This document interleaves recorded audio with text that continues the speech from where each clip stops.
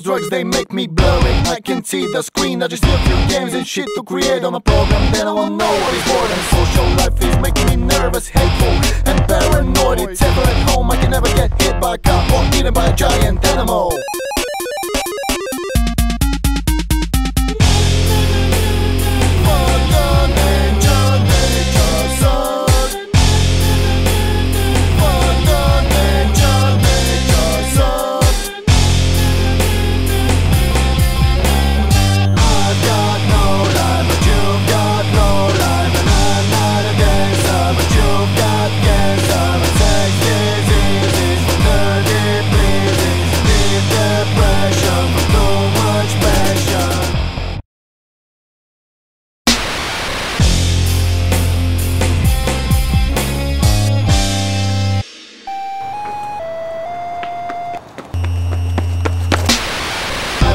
Outdoors, I like it here in my home, yeah. Kicking ass in the net, boosting my ego in the message boards. Why should I go outdoors like those dumb faggots in the mountains, huh? I will never have any fun out of this stupid, pointless walking, duh.